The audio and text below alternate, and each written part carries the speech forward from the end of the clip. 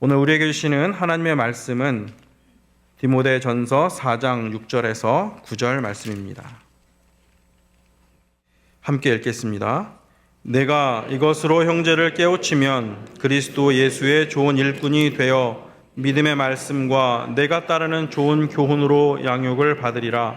망령되고 허탄한 신화를 버리고 경건에 이르도록 내 자신을 연단하라. 육체의 연단은 약간의 유익이 있으나 경건은 범사에 유익하니 금생과 내생의 약속이 있느니라. 미쁘다 이 말이요 모든 사람들이 받을만 하도다. 아멘. 여러분들은 만일에 누군가 여러분들에게 다가오셔서 당신은 신앙의 훈련을 받아야 됩니다 라고 여러분들한테 권하신다면 여러분들은 어떤 마음이 들겠습니까? 아마도 이 친구는 내가 뭔가 정상 신앙에서부터 결핍된 부분이 있어서 나로 하여금 신앙훈련으로 보충을 받으라고 하나 보다 불편한 마음이 찾아오게 될 것입니다. 사회에서건 교회에서건 우리가 훈련한다 그러면은 별로 좋지 않은 이미지를 갖고 있기 때문입니다. 훈련하면 논산훈련소에 들어가는 것처럼 자신을 억지로 어떤 정해진 코스나 과정에 집어넣어서 자기 한계를 넘어가는 수련이나 연마를 하는 것으로 생각하기 때문입니다. 그래서 신앙훈련을 한다 할 때에도 하나님을 향해 나아가는 자기 고행이나 자기 부정의 과정으로 인식을 하게 되는 것이지요. 당연히 훈련에 대한 이미지가 좋을 수가 없고 할 수만 있다면 피하려고 할 것입니다. 그런데 오늘 우리에게 주신 말씀은 바로 그 훈련이 하나님의 뜻을 내 인생 속에서 이루어가는 데 있어서 하나님의 일을 내 삶 속에서 구현하는 데 있어서 절대적으로 중요한 것이다 라는 것을 말씀합니다. 디모데 전후서는 사도 바울이 자기의 수제자이자 지역교회 목회를 했었던 디모데에게 쓴 서신입니다.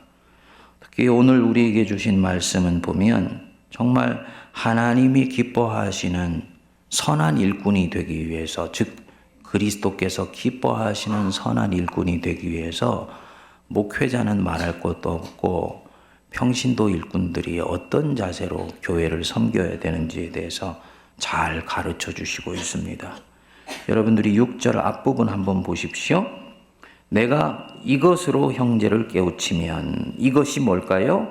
그 앞에 나오는 5절 말씀입니다. 하나님의 말씀과 기도로 형제를 깨우쳐라. 하나님의 말씀과 기도로 형제를 가르치는 것에서 끝나지 아니하고 깨우치라 그랬습니다. 그러면 뭐가 된다고요? 그리스도 예수의 좋은 일꾼이 될 것이다. 어떤 목회자가 그리스도 예수의 좋은 일꾼이냐? 화려한 설교자가 아닙니다. 성도들 중에서 또 목회자들 자신 중에서도 목사의 직을 설교자와 동일시하는 분들이 왕왕 있습니다. 그렇지 않습니다. 물론 목사는 설교자, 하나님의 말씀을 전하는 자죠. 그렇지만 더 중요한 부분들이 있습니다. 하나님의 말씀이 성도들 속에서 실제로 변화를 일으켜 참 제자로 살아갈 수 있도록 돕는 모든 일이 바로 목회의 영역이고 목양의 영역입니다. 설교도 그 속에 포함되어 있는 것입니다. 그래서 목회를 한다는 것은, 그리스도의 좋은 일꾼이 된다는 것은 설교뿐만 아니라 한 영혼 한 영혼, 한 그룹 한 그룹을 붙잡고 말씀과 기도로 깨우쳐서 씨름하는 과정이 절대적으로 중요합니다. 그렇게 하기 위해서 설교도 하고 목회 행정도 하고 교회 안에서 건강한 리더십을 발휘하게 되는 것입니다. 우리 한국교회 안에서 한때 설교 목회하겠다라고 생각하는 것들이 유행처럼 번졌던 적이 있습니다. 나는 설교 목회하는 사람이 될 거야. 설교를 통해서 나는 목회할 거야. 그렇게 생각한다면 미안하지만 그분은 화려한 목회를 하려고 하거나 쉬운 목회를 하려고 하는 것입니다. 설교 잘하는 목사, 엄청난 스포트라이트를 받지요. 당대 많은 사람들을 자기의 그 교회 울타리 안에 모읍니다. 부흥회를 가면 사람들이 구름대처럼 몰려들기도 하겠지요. 그런데 그 설교 목회를 하겠다라는 것에 근본적으로 문제점 한 가지가 있다는 것을 알게 되었습니다. 뭐냐? 설교 목회를 하는 목회자에게서는 그리스도의 참제자가 길러지지를 않더라고요. 즉 사람이 다음 때에 길러지는 경우들이 드물다라는 것입니다. 이유가 있습니다. 현대교회 특성상 설교라는 것은 회심은 일으킬 수 있고 은혜를 통해서 마음에 죄를 더 극단으로까지 짓지 않도록 마음을 붙들어주는 힘은 있지만 영성의 변화와 성장의 성숙은 현대교회에서의 설교를 통해서는 이루어지지를 않더라는 것입니다. 왕왕 성도님들 중에서도 설교를 통해서 영적 성장과 성숙이 이루어지는 분들이 가끔씩 있습니다. 근데 저는 그분들은 거의 천연기념물 수준이라고 생각을 합니다.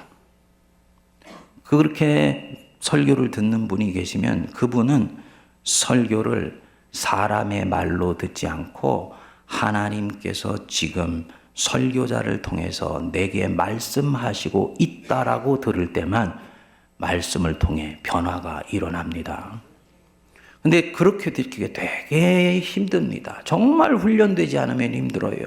설교의 특성상 한 사람이 다수의 대중에게 전하기 때문에 나는 얼마든지 말씀을 듣고 도망갈 수도 있고 마음의 방 속에 꽁꽁 숨을 수도 있는 은닉성과 익명성을 갖고 있다는 것입니다. 바로 그 자리에서는 변화가 일어나지 않습니다. 어떤 때 변화가 일어나느냐? 목회자나 말씀으로 무장된 평신도 사역자들이 성도들을 얼태할 때, 형제를 깨우칠 때, 이때 변화가 일어납니다. 이 깨우친다라는 말은 헬라어 원어로는 형제의 한 영혼 한 영혼을 붙들고 씨름하여 그 영혼을 흔들어 깨운다라는 뜻을 가지고 있습니다. 형제를 흔들어 깨우면 그가 그리스도의 좋은 일꾼으로 하나님께 인정을 받고 거기에서는 다음 세대를 이끌어 나갈 수 있는 그리스도의 참제자들이 엄청나게 일어나게 되는 거죠. 그리고 그가 가르치는 성도는 믿음의 말씀과 뭐라 그랬습니까? 네가 따르는 좋은 교훈으로 양육을 받아 그리스도의 강한 군사, 즉 참제자가 된다. 다시 말씀드려서 성도를 기도와 말씀으로 훈련해야 된다는 것입니다. 그 훈련을 하는데 걸림돌이 있다는 걸 한 가지를 사도 바울이 지나가면서 말씀합니다. 7절 보시면 망령되고 허탄한 신화를 먼저 네가 버려라. 망령되고 허탄한 신화, 우리로 치면은 진실에 입각하지 않고 풍문으로 떠도는 말들, 즉 요즘 말로 치면은 가짜 뉴스 듣고 그것 실어 나르고 그것을 소위 테이블 위에 올려서 이야기하느라고 세월 보내지 말라고 얘기합니다. 원래 성경으로 보면요, 이 허탄한 신화를 얘기하기를 늙은 여자들의 가십거리 이야기 이렇게 써놨더라고요. 사도 바울 선생이 성경인데 이 부분들은 좀 그래요. 아니 뭐 나이 드신 여성들만 가십거리 이야기를 하는 거예요. 교회에서 보면은 남녀, 노소 할 것 없이 안팎에서 얼마나 사실 쓸데없는 말들을 많이 하고 다니는지를 모릅니다. 그래서 말씀했잖아요. 두루 다니면서 한담하는 자가 되지 말라고. 예. 여러분, 그렇게 얘기하면서 서로가 세월을 보내면 그 순간은 속이 시원하지요. 하지만 여러분 꼭 기억하십시오. 나는 그 순간 죄를 짓고 있는 것입니다. 사실이 아니면 큰 죄를 짓는 것이고 사실일지라도 쓸데없는 한담을 하면서 주님이 주신 이 보석 같은 시간을 허비하고 있으니 주님 마음 아프게 하시는 일인 것입니다. 조선시대 때 영조대왕은 바깥에 나갔다 오면 이게 귀를 씻고 눈을 씻었다고 하지 않습니까? 사람으로서 마땅히 보지 않아야 되는 것을 늘 우리가 보고 다니기 때문에 눈을 씻고 또 진리에 도움이 되지 않은 얘기가 내 사사로운 안방까지도 내 머릿속을 점령하지 않게 하기 위해서 눈을 씻고 귀를 씻었다는 것입니다. 사도 바울이 성도들에게 바로 이 말씀하고 있는 것입니다. 망령되고 허탄한 가십거리 내뱉는 것에 세월을 보내지 말아라. 너에게는 이런 것들로 세월 보내는 것보다도 훨씬 더 중요하고 본질적이며 영원한 목적이 있다는 것을 네가 알지 않느냐. 그것이 무엇입니까? 경건에 이르도록 네 자신을 연단하라. 경건에 이르도록, 영어로는 파이어티가 아니고요, 가들린디스예요. 정확하게 얘기하면 유세비오라 그래서 하나님의 성품을 이루는 것, 그게 경건입니다. 하나님의 성품을 네 속에서 이룰 수 있도록 네 자신을 연단해라, 훈련해라, 트레이닝하라, 너 자신을 영적인 훈련소에 기꺼이 집어넣어라. 내가 너에게 이렇게 권하는 이유가 있다. 8절 우리 같이 읽겠습니다. 육체의 연단은 약간의 유익이 있으나 경건은 범사에 유익하니 금생과 내생에 약속이 있느니라. 경건이 우리에게 주는, 범사에 주는 유익이 있다고요? 뭐라고 그랬습니까? 금생과 내생에 약속이 있다. 내생에 있는 약속은 명확해요. 하나님이 육체의 연단과 경건을 통해서 주님 일하는 사람에게는 큰 상을 주십니다. 그 내생에서 있는 약속이죠. 근데 내생에서만 약속이 있는 것이 아니고 이 생에서도 약속이 있습니다. 뭐냐?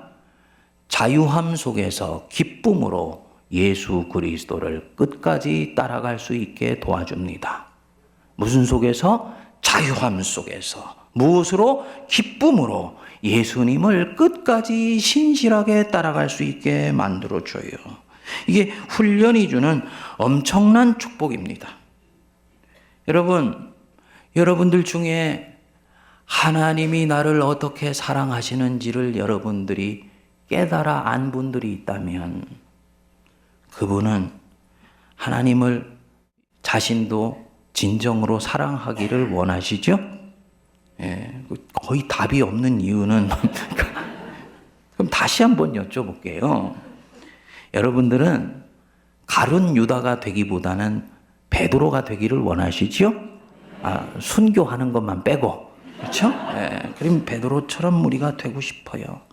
넘어졌다가 일어서서 자기 인생을 주님을 위해서 드리며 살면서도 그 속에 주님을 사랑하기 때문에 기쁨이 넘치는 인생을 살고 싶습니다. 그래서 성도들이 은혜가 충만하면 기도하지 않습니까? 주님, 마음을 다하고 정성을 다하고 뜻을 다하고 힘을 다해서 제 인생이 점점 주님을 사랑할 수 있게 되기를 원합니다. 저는 그런 면에서 우리 성도님들이 주님을 향해 갖고 있는 여러분들의 진심을 저는 믿습니다. 그런데 속상하게도 이 진심이 24시간 내 안에서 작동하지는 않지 않습니까? 나는 주님을 사랑하는데 그럼에도 불구하고 대부분의 시간에 나는 다른 사람에게 주기보다는 다른 사람으로부터 받고 싶어 하고, 내가 좋은 그리고 옳은 일을 하기보다는 내게 좋지 않지만은 당장 나를 충동질하는 것들에 결국은 내 자신을 빼앗깁니다. 옳은 것인 줄 알면서도 신앙을 잠시 꺾기도 하고 양심을 세상 속에서 팔기도 합니다. 여러분들 속에 있는 죄의 성향이 있어요. 정서라고 하는데요.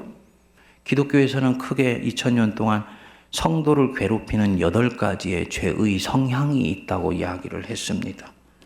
제일 지독한 것이 이 교만이고요.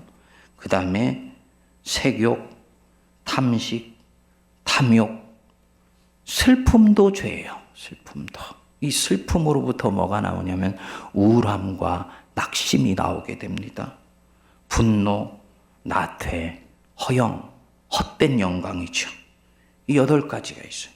이 8가지는요, 우리가 흔히 생각하는 죄를 짓는다 했을 때 밖으로 뿜어나오는 액션을 얘기하는 것이 아닙니다. 도둑질하지 않는 것, 그보다 더 깊은 것이 바로 탐하는 마음이 내 안에서 움직이고 있는 것을 기독교는 죄라고 얘기를 합니다. 그래서 내 안에 있는 이런 것들이 주님 일을 순전하게 하려는 나를 얼마나 어김없이 낙심시키고 좌절시키게 만드는지 모릅니다. 왜 그럴까요? 아직 내 안에 죄를 이길 수 있는 영적인 근육이 단련되지를 않았기 때문입니다. 교회에서 공을 다투면서 일하면 주님이 안 기뻐하신다는 것 알지요? 이름 내려고 일하면 하늘에서는 이미 네 상이 없다고 예수님이 말씀하신 것 알지요? 그렇지만 그렇게 하지 않으면 내가 허전한 것을 어떻게 합니까? 누가 알아주지 않으면 서운함이 찾아오는 것을 어떻게 합니까? 내가 직분 때문에 일하는 것 하나님이 안 좋아하신다는 것 알지만 내가 직분에서 내 자신이 손에 쥐기를 원하는 것을 갖지 않으면 내 마음이 감당할 수 없는 것을 어떻게 합니까?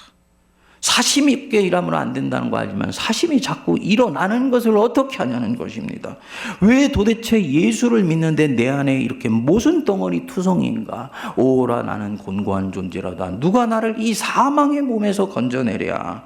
왜 그럴까요? 의지가 약하기 때문이 아닙니다. 기독교 신앙은 인간이 가지고 있는 의지를 별로 신뢰하지 않습니다. 의지는 어차피 쪼개어져 있으며 병들어져 있으며 죄에 의해서 오염되어 있다는 것을 알기 때문입니다. 더 심각한 문제는 의지 속에 역사하는 그 무엇이에요? 바로 뭡니까? 죄의 성향. 바로 이 죄에서 자유롭지 못하기 때문에 성도는 마음의 진정성을 가지고 조금씩 주님을 사랑하고자 하지만 그렇게 사랑하면서 살 수가 없더라는 것입니다. 하나님의 일을 자유한 가운데 기쁨으로 할 수 있는 능력이 그분 안에 아직 훈련되지 않았기 때문입니다. 이분은 직분을 얻어서 교회 안에서는 큰 일을 하기도 하지만은 하나님 나라의 전체로 들어가 보면 하나님의 일에 수시로 흠집을 내며 결국은 교회를 어렵게 만드는 경우들이 생기게 됩니다. 결정적으로는 가룟 유다처럼 주님과 상관없는 선택을 하게 돼요. 왜 그럴까요? 훈련받지 않았기 때문에. 2019년에 우리 세문안교회 화두가 참제자인데 여러분 꼭 기억하십시오. 참제자가 되려면요 반드시 훈련이 동반되어야 합니다. 그렇지 않으면 결정적인 순간에는 내 속에 있는 이 죄의 성향이 나를 휩쓸어가면서 나를 꽁꽁 묶는데 나는 그것을 이길 수가 없습니다. 이스라엘 백성이 출애굽해서 홍해 한복판에 서게 되었습니다. 그런데 그들이 비보를 듣게 됩니다. 애굽 왕이 하나님께서 내린 10가지의 재앙 와중에서도 전열을 정비하여서 자기들을 죽이려고 엄청난 마병과 병거를 거느리고 자신들에게 달려오고 있다는 얘기를 들은 것입니다. 일순간 보니 싸울 무기는 없지 도망가려고 하는데 홍해물은 가로막혀 있지요. 우리는 이제 죽게 되었다. 어떻게 할꼬 하면서 60만 명이 넘는 이스라엘 백성들 안에 일대 아수라장이 벌어지게 된 것입니다. 근데 그 60만 명의 이스라엘 사람들 중에 잠잠하며 자기 자신의 평상심을 유지하고 하나님을 바라볼 수 있었던 사람은 단 한 사람밖에 없었습니다. 누구입니까? 모세. 모세는 어떻게 잠잠하고 평상심을 유지할 수 있었을까요? 그는 백성이 느꼈던 두려움과 공포를 느끼지 않았을까요? 그도 느끼지요. 사람인데 살고 싶은 열망이 있는데 자기에게 다가오는 죽음의 그림자에 두려워하지 않을 사람이 어디에 있겠습니까? 그러나 그 순간에도 모세는 잠잠할 수 있었습니다. 잠잠한 척한 것이 아니고 잠잠했습니다. 왜냐? 그는 피부에 와닿는 현실보다 더 깊고 높은 곳에서 역사하시는 하나님의 손길을 볼 수 있었기 때문이에요. 자기 존재 뿌리가 현실이 아니라 하나님 안에 깊이 뿌리를 박고 있었기 때문에 그 순간도 요동하지 않을 수가 있었던 것입니다. 백성들에게 권면하지요. 너희는 두려워하지 말고 가만히 서서 여호와께서 오늘 너희를 위하여 행하시는 구원을 보라. 여호와께서 너희를 위하여 싸우시리니 너희는 가만히 있을지어다. 가만히 있을지어다. 기가 막힌 말씀이면서도 도저히 이스라엘 백성들은 받을 수가 없는 말씀입니다. 지금이라도 애굽 왕의 그 군합발에 찢겨서 죽을 수 있는데 어떻게 가만히 있을 수가 있습니까? 가만히 있을 수 있는 길은 딱 하나밖에 없습니다. 노도처럼 밀려오는 그 적군의 사리에 찬 소리는 그것은 절대로 나를 삼킬 수 없다라는, 그리고 그 속에 역사하시는 하나님의 임재하심이 더욱더 내게는 어마어마한 진실이라는 것을, 현실이라는 것을 이 사람들이 보고 느끼고 전에도 이 경험을 할 수 있었을 때만이 그는 그 자리에 서서 가만히 있을 수 있는 거예요. 여러분들이라면 어떻게 하시겠습니까? 잠잠히 있을 수가 없을 경우들이 대부분이죠. 왜냐? 우리는 보이는 현실에 이미 종속되어 있기 때문입니다.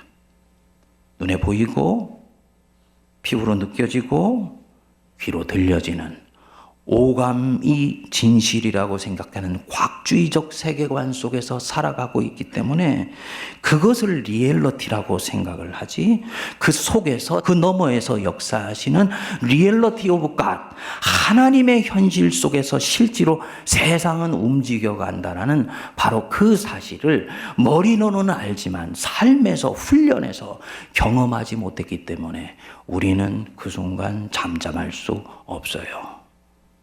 잠잠하지 못하면 어떻게 합니까?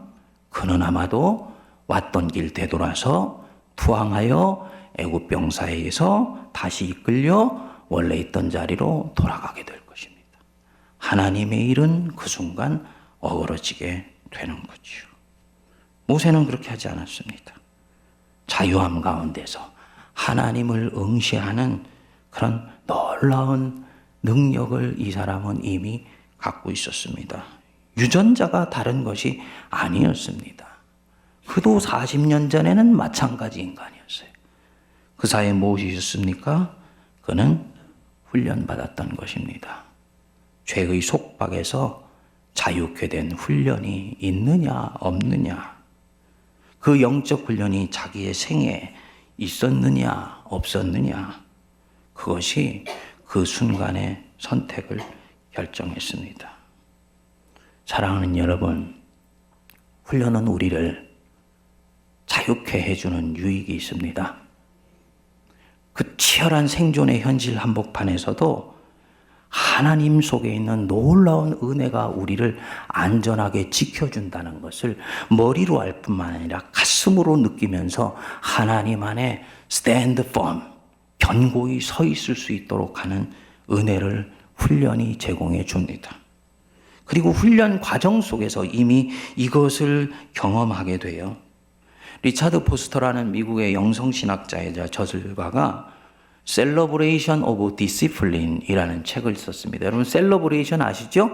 기념한다, 축하한다, 축복한다, 이런 뜻이 있고요. 또 다른 뜻으로는 축제라는 뜻이 있습니다. 여기에서는 바로 이 단어를 선택했던 것 같아요. 우리 말로 번역을 한다면 훈련의 축제, 훈련은 축제이다 라는 의미를 담고 있는데요.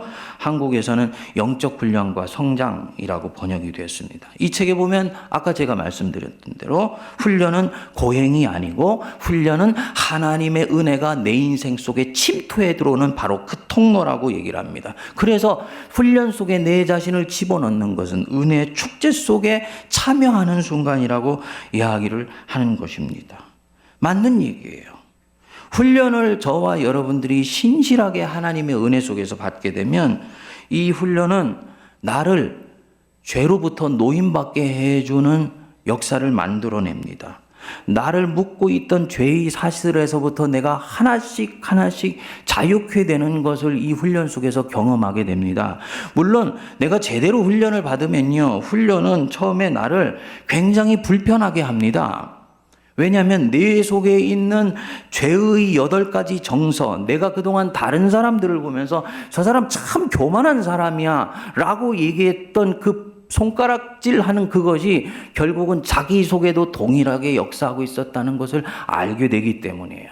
저와 여러분들이 사람을 잘 아는 것 같고 자기를 잘 아는 것 같지만 의외로 자기를 잘 모릅니다. 많은 사람들에게 그러면 안 된다고 얘기하는 것들이 사실은 나를 향해 있다는 것을 우리는 잘 모릅니다. 그런데 훈련은 나로 하여금 이런 내 영혼의 진실을 가르쳐 주더라고요. 당연히 그것을 알게 되면 마음이 불편하지요.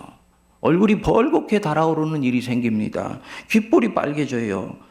그런데 그 다음에는 내 속에 있는 바로 그 죄를 알아차린 순간부터 나는 이미 죄로부터 노임받게 되는 역사가 나타나게 됩니다. 아, 내가 정말 교만했었구나 라는 것을 이미 내가 알아차리게 될 때 이 사람은 그때부터 자신 속에 있는 교만함으로부터 조금씩 노임받게 됩니다. 그런데 그러면서요, 엄청난 희열과 은혜가 찾아옵니다. 마치 나 스스로를 이때까지 살아남게 하기 위해서 여러 두꺼운 갑옷을 끼면서 살았던 내 자신이 하나씩 양파 껍질을 벗으면서 자기 자신의 내면의 진실 속으로 파고 들어가는 것과 마찬가지입니다. 그 순간 양파 껍질을 벗는 것만큼이나 조금씩 이 사람에게 자유함이 찾아오지요. 기쁨이 찾아오게 됩니다. 그리고 자유함 가운데서 주님을 섬길 수가 있게 됩니다. 그래서 이 리차드 포스터가 계속 말을 합니다. 훈련을 위해 필요한 것은 의지를 발동하는 것이 아니고 하나님의 은혜를 더욱 사모하여서 주님의 은혜가 빨려 들어오는 그 현장에 당신을 살포시 내려놓는 일입니다. 의지로 무엇인가를 하려고 하는 시도를 이제는 내려놓으십시오. 하나님의 은혜를 사모하여 그 은혜 앞에 여러분을 갖다 놓기만 하세요. 그러면 나머지는 하나님의 은혜가 여러분들을 결심하게도 만들고 여러분들로 하여금 열망도 불어일으켜 주면서 여러분들을 자라가게 한다는 것입니다.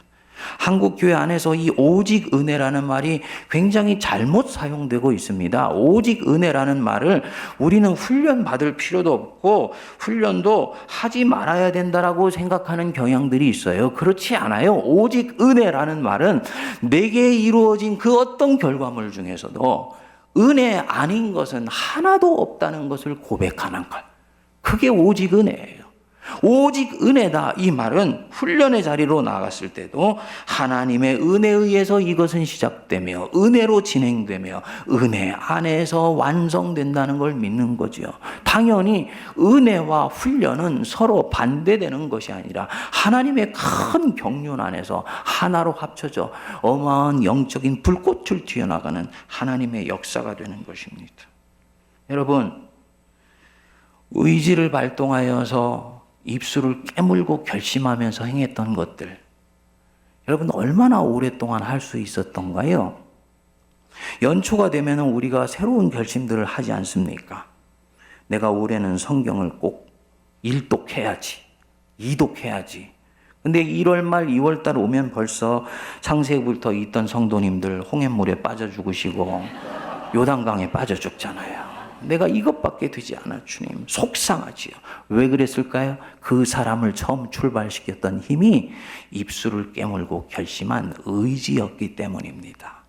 빨리 깨달아야 돼요. 의지로는 이룰 수 있는 것이 없다는 것. 무엇이냐? 내가 한두 차례 선한 일을 하겠다고 결심하는 것과 내가 지속적으로 선한 사람으로 살아가는 것은 전혀 다른 것이라는 걸 알아야지 됩니다. 내가 실제로 선한 사람이 되는 것은요, 내가 그런 사람으로 바뀌어 있을 때 가능한 거예요. 그래서 기독교 신앙은 절대로 행동과 표면으로 드러나는 행동의 열매에 먼저 관심 갖지 않아요. 그 행동을 가져다주는 뿌리, 근본, 나무 자체에 관심을 갖습니다. 그리고 이것이 우리로 하여금 숨 쉴 수 있는 영적인 공간을 만들어주는 것입니다. 작은 승리에 도치지 않고 잠시 넘어졌다고 해서 스스로를 정죄하지 않으면서 끊임없이 자기의 존재를 하나님 앞에 갖다 놓을 수 있는 여유를 가져다 줍니다. 우리 예수님이 말씀하셨지 않습니까? 이와 같이 좋은 나무마다 아름다운 열매를 맺고 못된 나무가 나쁜 열매를 맺나니 좋은 나무가 나쁜 열매를 맺을 수 없고 못된 나무가 아름다운 열매를 맺을 수가 없느니라. 네가 정말로 결실과 열매를 기대하고 있느냐? 열매와 결실을 지금 당장 네가 추구하려고 하지 마. 네가 어떤 사람이 되어가고 있는가를 더욱더 관심을 가져. 그 얘기죠. 내가 좋은 사람 되고 선한 사람이 되면 나는 입술을 물고 의지를 발동하지 않아도 자연스럽게 하나님을 쫓는 사람이 됩니다. 나중에는요, 선잠을 자면서 의식과 무의식 사이를 왔다 갔다 하는 그 선잠 자는 단계에서도요, 자기 자신이 주님을 향해서 기도하고 주님과 대화하는 자기 자신을 발견하게 돼요. 하나님과 24시간 늘 같이 있고 싶은 마음을 갖게 해줍니다. 무엇이냐? 열매가 아니라 존재 자체에 관심 가졌기 때문입니다. 나를 이런 사람으로 만들어주는 것이 무엇이다? 훈련이에요. 교회에 와서 공예배에 신실하게 참여해서 은혜를 받는 것, 훈련입니다. 그냥 와서 앉아있는 것은요, 이 명절인데 세상으로 나가지 않고 그냥 일단 와서 앉아있는 것은요, 그것도 좋은 일이에요. 그렇지만 그것은 경건이라고 얘기하지 않아요. 칼뱅 선생은 그것을 얘기하기를 요 8절에 나오는 육체의 연단이라고 얘기를 했습니다. 금식하는 것도 육체의 연단이라고 얘기를 했습니다. 예배가 훈련이 된다는 것은 그 사람에게 어떤 것이냐? 말씀 속에서, 예배 속에서 자기의 성찰이 일어나고 회개가 일어나게 되어서 예배 드리기 전보다 자기의 심령이 바뀌어 있을 때 그것이 예배가 훈련으로 임하여 있는 것입니다. 봉헌할 때 사람을 의식하려는 내 안의 성향이 죄라는 것을 깨닫고 하나님 앞에서만 내게 준비한 이 봉헌물을 겸손히 드리는 마음을 갖기 시작하는 것, 훈련하고 있는 것입니다. 정기적으로 하루에 한 번은 말씀 앞에 자기를 내려놓고 성찰하는 것, 훈련입니다. 아침에 눈을 떠서 세상을 향해 자기의 눈길을 주기 전에 보이시지는 않지만 도도히 살아계시는 하나님 그분께 내 영혼의 중심을 고정하여 기도로 시작하는 것, 그거 훈련이에요. 주님, 하루에 30분만이라도 저는 주님께 내 자신을 내어놓는 시간 갖기를 원합니다. 훈련입니다. 자기를 쳐서 복종하고 주님께 자기를 드리려고 하는 것, 훈련이죠. 무엇보다도 교회 공동체 안에서 여러분들에게 제공되는 다양한 양육과 교육 프로그램 참여해서 말씀으로 양육받는 것, 훈련입니다. 하나님이 세상에서도 훈련을 하십니다. 당신이 직접 교관이 되어서 훈련하세요. 경제적인 어려운 가운데서 한 달 한 달이 사라지고 넘어가지는 것이 너무너무나 신기하다. 하나님이 공급하시는 은혜가 아니면 이런 일들은 일어나지 않을 것 같아 생각하면서 주님께 감사하기 시작하는 분들 계십니까? 여러분, 그분 지금 먹는 것과 입는 것으로 훈련받고 계신 것입니다. 사람이 빵으로만 사는 것이 아니고 하나님의 입으로 나오는 말씀으로 사는 것임을 내가 네게 알게 하려 함이라. 이 말씀을 그가 지금 훈련받고 있는 것입니다. 이 훈련 반드시 끝날 거예요. 끝나게 되면요, 그분은 이제 주님의 일을 할 때 먹는 것과 입는 것 때문에 주님을 배반하는 일은 절대로 없게 됩니다. 왜? 훈련 받았기 때문에. 사랑하는 여러분, 이 훈련을 통해서 받아 누리는 은혜가 차고 넘치는 2019년 우리 세문안교회 성도님들 되시기를 바랍니다. 그리고 이 훈련 속에서 그동안 내게 무뎌져 왔던 죄에 대한 민감성이 회복되는 은혜가 임하게 되기를 바라요. 마틴 로이드 존스라는 위대한 설교자가 얘기를 했습니다. 현대교회 교인들의 가장 치명적인 약점이 있다. 현대교회 교인들은 교양인들이며 성경 지식들을 잘 알고 교리도 너무너무 잘 알고 있다. 그런데 죄로부터 떠나지를 못하고 있다. 이유가 뭐냐? 이들은 죄에 대한 민감성이 사라져버렸다. 죄를 지으면서도 그것을 대수롭지 않게 생각하며 넘어간다라는 것입니다. 훈련을 받으면요, 죄에 대한 민감성이 살아나게 됩니다. 아, 이거 주님이 안 기뻐하셔. 이 마음 갖는 거 주님이 좋아하지 않으셔. 이 마음들이 일어나게 돼요. 아까 슬픔이 죄라고 그랬지 않습니까? 그렇죠?